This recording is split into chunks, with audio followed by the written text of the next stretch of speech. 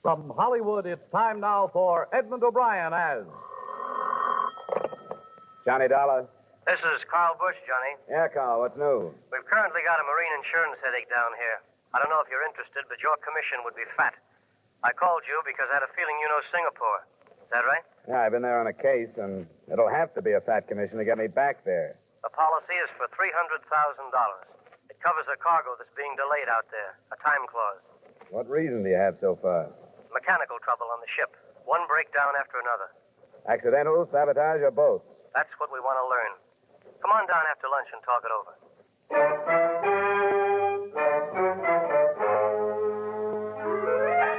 Edmund O'Brien in another adventure of the man with the action-packed expense account.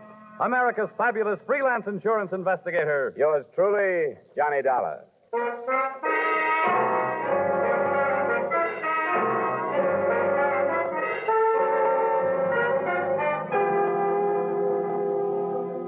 Expense account submitted by Special Investigator Johnny Dollar to Tri-State Insurance Company, Hartford, Connecticut. The following is an accounting of expenditures during my investigation of the Yankee Pride matter. Expense account item 1, $1.50 cab fare to your office. Maritime insurance is a bad gamble at best, Dollar. Looks like we're on the short end of this one. That I know about. I bet on Notre Dame last Saturday. You aren't alone. This is a cargo of tin bound for a West Coast plant that's under government contract. Armament. Bearings, I think. Oh. Well, that's where that time clause you mentioned fits, huh? Right. They got a deadline, so they insured themselves. The way it stands, if that ship doesn't leave Singapore in a week, we start losing 2% a day on 300,000. You have an office in Singapore? Yes, but we haven't gotten any satisfaction from them. I don't know. That far away, you're out of touch. What's your man's name? Here, name's Els, Vincent Els. Here's the address. Well, I guess I can get the rest of the dope from him. I'll get out of here as soon as I can get space. Good. It's been nice seeing you, Johnny. Let me know when your plane leaves. I'll send you a bouquet of bourbon or something.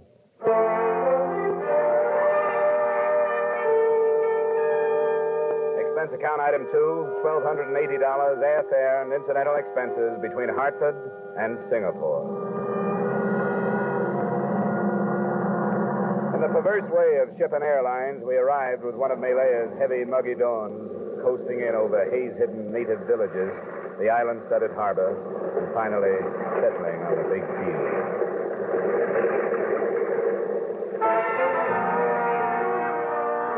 I finished customs by 9, napped in my room at the Hotel Europe till 10, and I was in Tri-State's office by 1 p.m. I'm happy to meet you, Mr. Dollar. Sit down. I trust you had a pleasant trip out? Well, it's a little too long to be pleasant, Mr. Ells, but those airline people do everything they can. Yes. You've been in the East before? A few times. Now, Then you know that the unexpected is more or less commonplace here. say, what are you driving at? It's possible that you've come on an extremely dangerous mission, sir. Oh? On the other hand, perhaps it's only coincidence. One of my adjusters has been killed. He was working on this case? Yes, I'm afraid he was. What have you done about it? I turned the matter over to the police. Did you mention the situation, the delayed cargo? I did, but I rather think that they categorized him as an individual rather than as an insurance adjuster. Who was he? A young Chinese, Kufo Sun, an intelligent chap. I discussed the matter with him the morning previous to his death. That was 2 days ago. And he told me he was going to visit the ship in question, the Yankee Pride. The men on board said he never arrived. You don't think his death was a coincidence, do you? Instinctively, no, but it's true that death isn't rare in some quarters here. So I've heard. Hey, did this boy of yours leave a family? Anyone I can talk to? His parents were killed in the last unpleasantness, but there's a brother. They shared quarters. I'd like to have the address. Of course. It's in 10 Cullen Street. Here you are. I won't bother directing you. Any rickshaw fellow will know where it is. But I believe he's employed by a Dutch concern. Wouldn't be at home till evening. That'll work out. I want to go talk to the chief engineer of that ship first anyway. Yes, I suppose you'll have to go. I only beg of you to proceed with great caution. The ship is down at the east docks.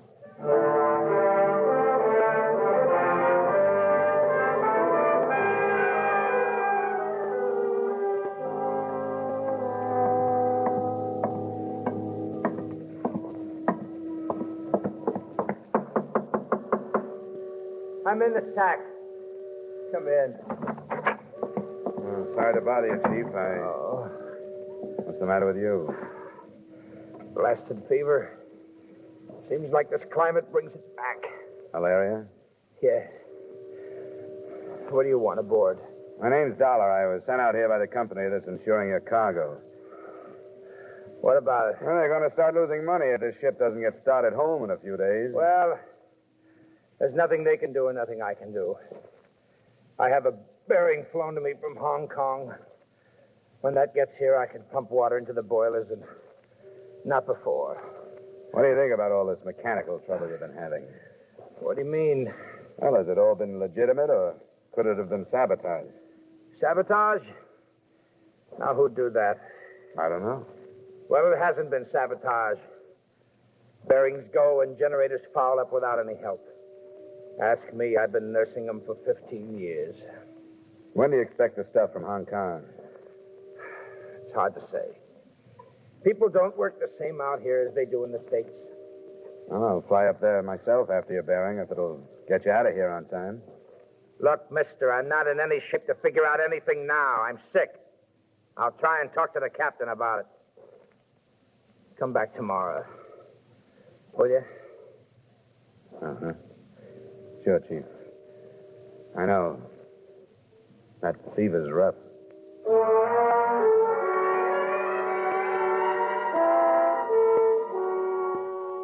After dinner that night, I rickshawed towards the address of the dead Chinese adjuster.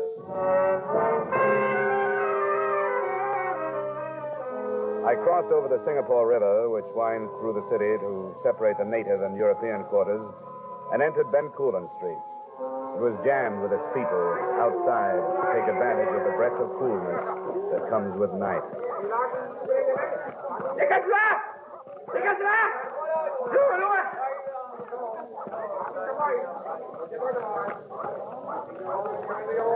Well, here's one. Good. Which door? I point. Good. You go some other place point. I wait. All right, you wait.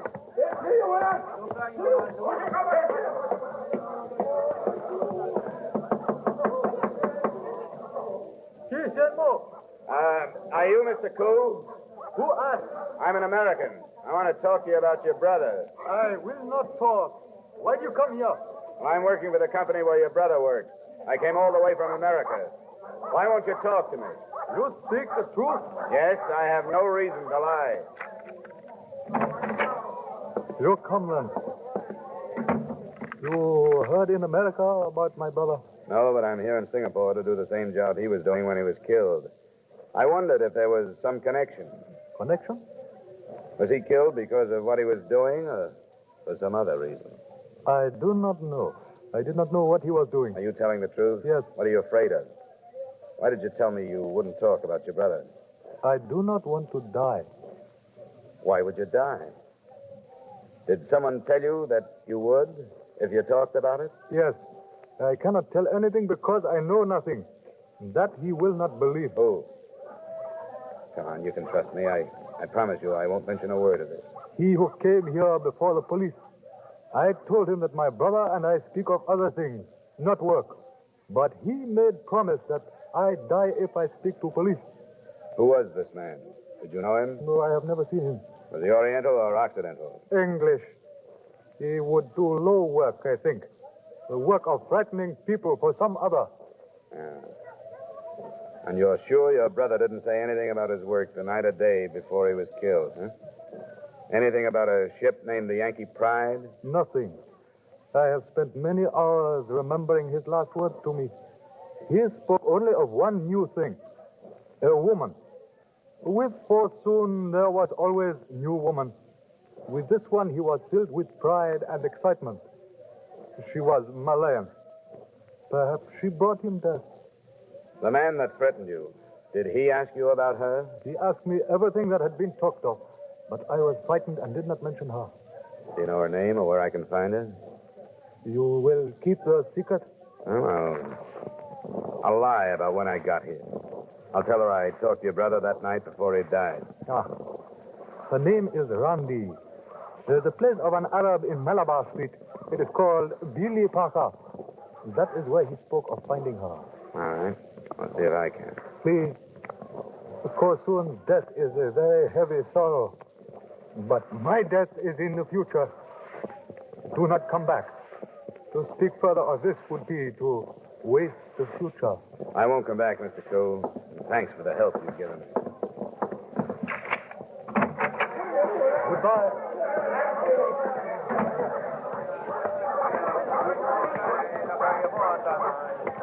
Hey, wait one. You go other place now. Yeah, I go other place. Malabar Street. Billy Parker. You know that? I know, all right. Come on.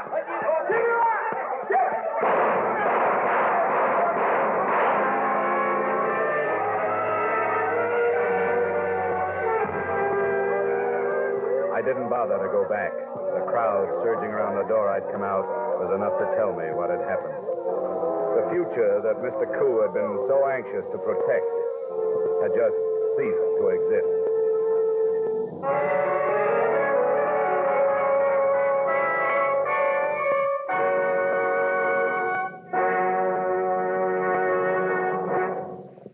In just a moment, we'll return to the second act of yours truly, Johnny Dollar, starring Edmund O'Brien. But first, are you ready to sing it again tonight? You'll find a whole hour full of the day's popular music sung by Eugenie Baird, Alan Dale, Bob Howard, and the Riddlers. You'll hear the tuneful riddle songs that lead to Sing It Again's Phantom Voice Treasure Trove, $5,000 in cash and $10,000 more in wonder prizes. Be listening again to Sing It Again tonight when it comes your way on most of these same CBS stations. The Phantom's a puzzler, but some CBS listener will win that $5,000 in cash. And now with our star, Edmund O'Brien, we return you to the second act of yours truly, Johnny Dollar.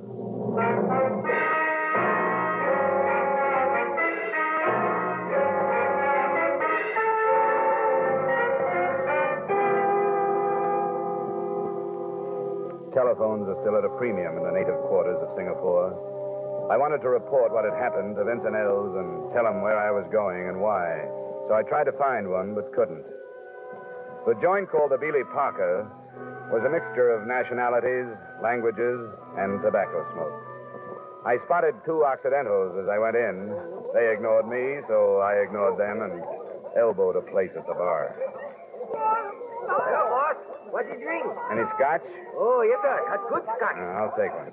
Don't mix it. Hey, I'm looking for a girl named Rondi. She here tonight? Randy, you go table. She serve you, boss. You pay her. Right. Randy! Randy, come quick.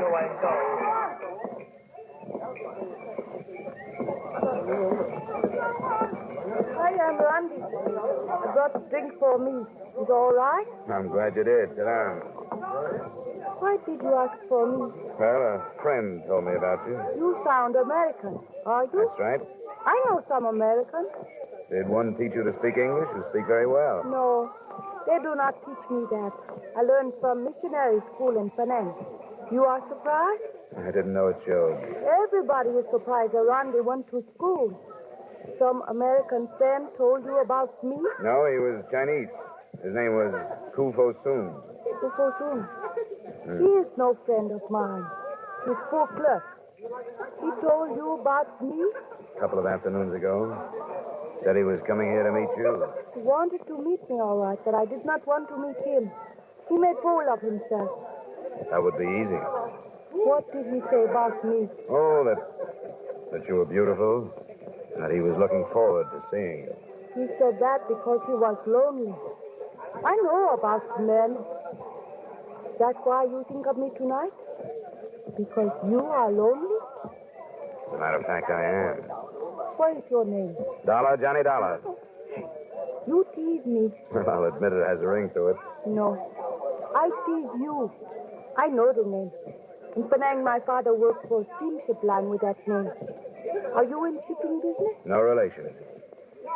Shall we get rid of the scotch? How do you say? Bottoms up. I think I like so soon better now. What do you mean? Because he told you about me.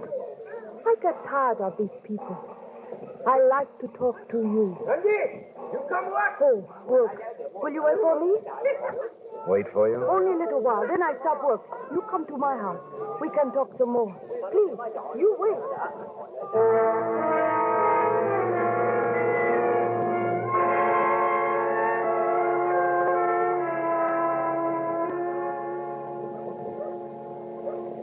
Rondi, are you lying to me, or don't you really know that Khufu Soon is dead? He is dead? I only knew him that one time. Not as well as I know you. How should I find out? Why should I lie to you? Because the chances are that you're the last person to see him before he was killed. How do you know that? Because he was on his way to meet you, and he never came back. There are many places to go in Singapore. Yeah, but it all keeps returning to you or that place. Fusoon's brother was shot right after he told me about you. I did not know he had brother. Sonny, I do not want to talk to you like this. I gave the name of the place to my rickshaw boy. Somebody overheard it. And the shooting took place right after we left. Why would somebody want to keep me away from you? Nobody wants to keep you away from me. You are frightened? That's past. If they'd wanted to kill me, they would have by now. Why did you bring me here? I thought you understood. You are in trouble. Why don't you tell me? To listen to you, I would help you. Forget it. That would be better. I will help you forget, too. I'll make a drink. Pie. You like pie? Sure, anything. Do not think about your dead friends, John. You cannot help them now. You think of me. What else? Easy now. Easy. Sorry to interrupt. Hey, keep your pistol on him, Roy. Right. Well, I'll find out if he's got one. He's not on. Ah, well, you should know, dearie. Well, now, ain't you going to get up? I don't see why I should. Because we're going for a little drive, that's why you should. Are you coming like a gentleman or otherwise? Boy, yeah? Oh.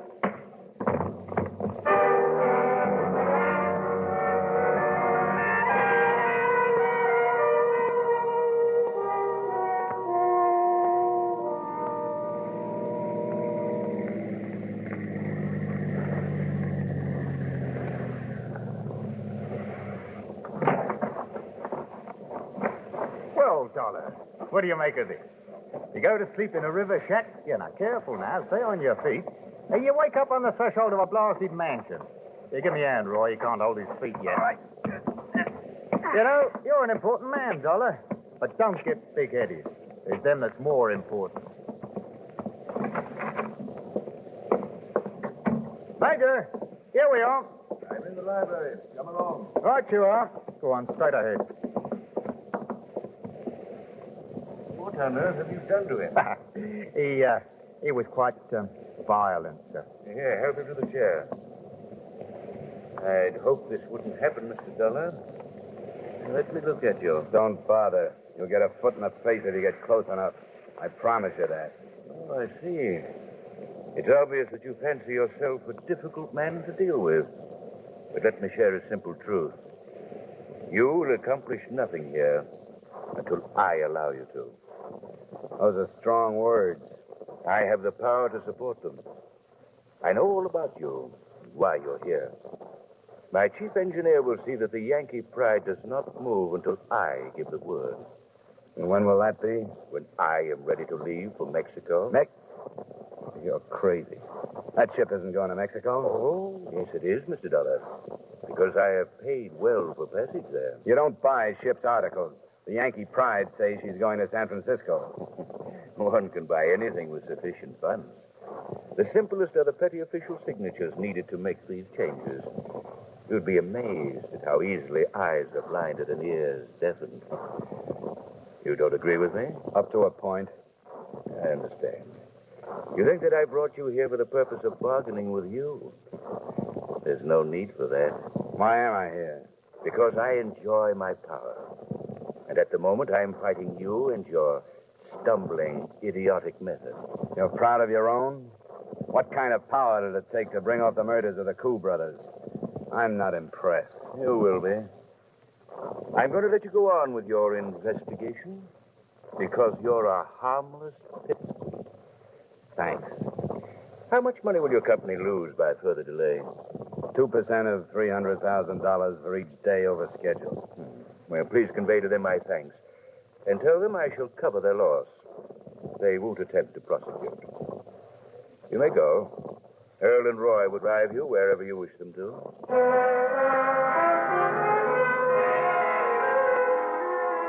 I retreated to my hotel room. But I knew one thing about him and thought I knew something else. His name, as spotted on an envelope on the way out, seemed to be Major Ralph Dixon, and I had a strong feeling that his weakness was his strength and vice versa. The man was power mad. In spite of my exhaustion, frustration didn't let me sleep too well through the rest of the night.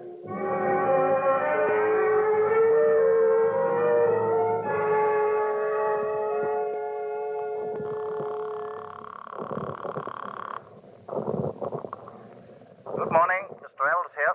This is Dollar. Well, I'm glad you phoned. I worried about what might happen to you last night. Well, don't think for a minute that it didn't happen. What do you know about a Major Ralph Dixon? Ralph Dixon? Yeah. Why, nothing. Who is he? Well, he boasts that he's the man behind our trouble. He's crazy, and I really mean that. Oh? He claims that he's bribed everybody concerned with the Yankee Pride sailing, including port officials. Mr. Dollar, you sound serious. I believe him. Look, you have better entree here than I have. Would you see that you can learn something about the ship's papers being changed to include a Mexican port? Oh, there was no Mexican port. I know that. Well, he says there is. And see what you can learn about his visas and passport. And you might even check customs. He's holding the sailing up for something. I say, what are you going to be doing? Well, I'll start at the other end. I know my way around the bottom.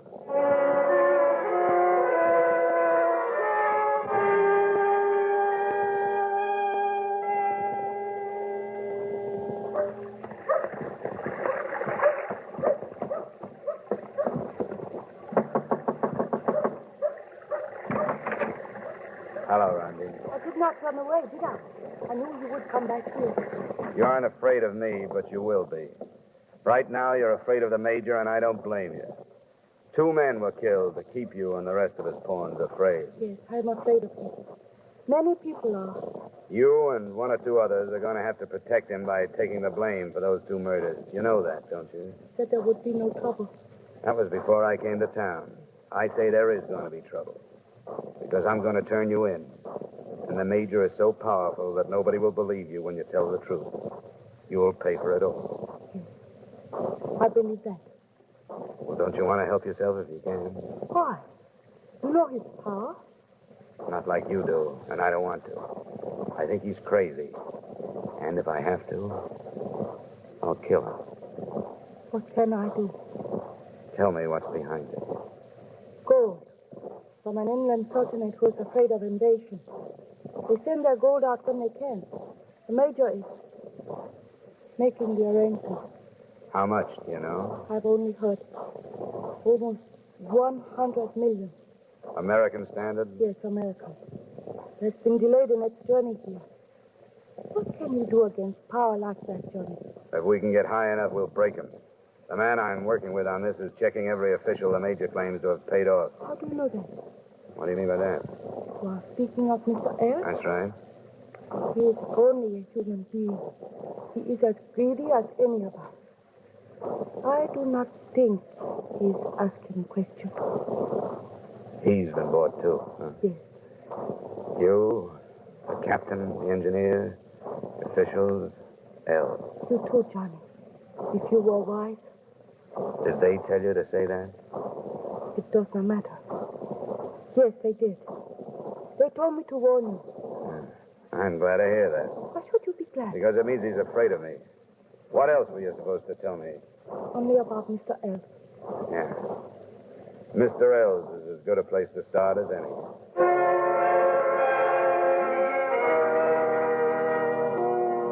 A check on the tri-state office told me that Ells had left for home, so I followed him there. It was a cottage set back from the street.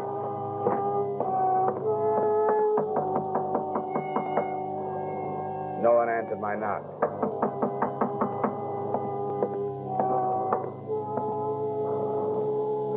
Through the veranda window, I could see why. Vincent Ells was sprawled on the floor, a pistol just beyond his outstretched hand.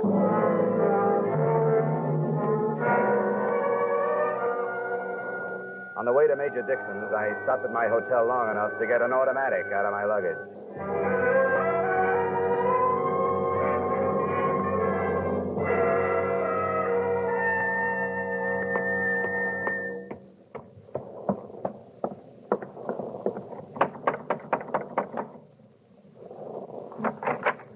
Well, what are you...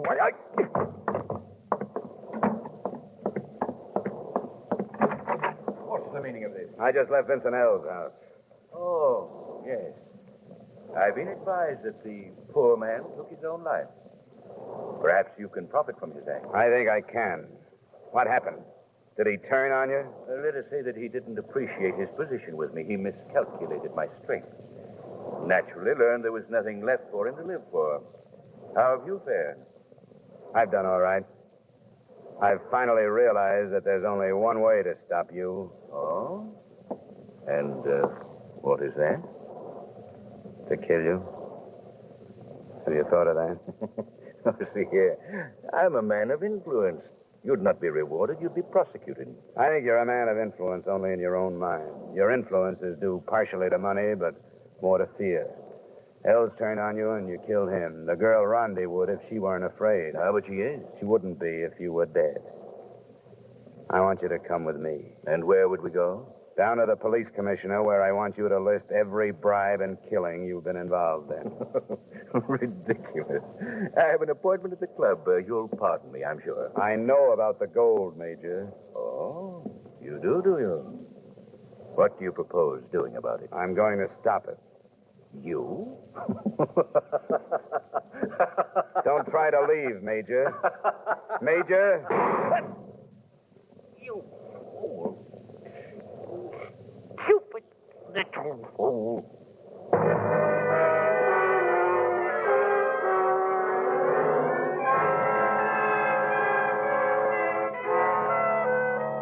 I didn't kill him. As it turned out, I didn't have to.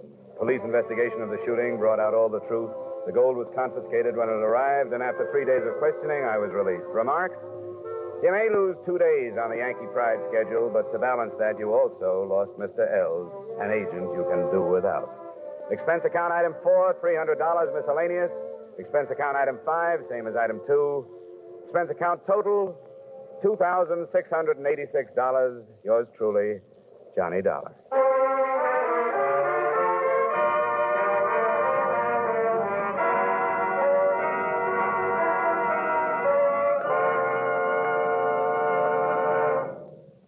Yours truly, Johnny Dollar, stars Edmund O'Brien in the title role and is written by Gil Dowd with music conducted by Alexander Courage. Edmund O'Brien may soon be seen in the Paramount Pictures production Warpath. Featured in tonight's cast were Virginia Gregg, Bob Sweeney, Tudor Owen, Bill Johnstone, Wally Mayer, Jack Crucian, and Ben Wright. Yours truly, Johnny Dollar, is produced and directed by Jaime Del Valle.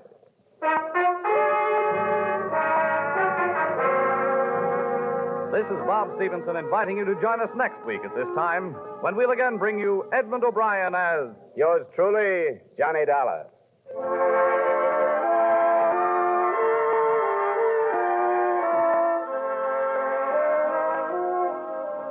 their Saturday night fun with the younger married set when Lucille Ball and her favorite husband come along later this evening on most of these same Columbia stations. Now stay tuned for Vaughn Monroe's Caravan, which follows immediately on most of these same CBS stations. This is CBS, where Hopalong Cassidy rides every Saturday night on the Columbia Broadcasting System.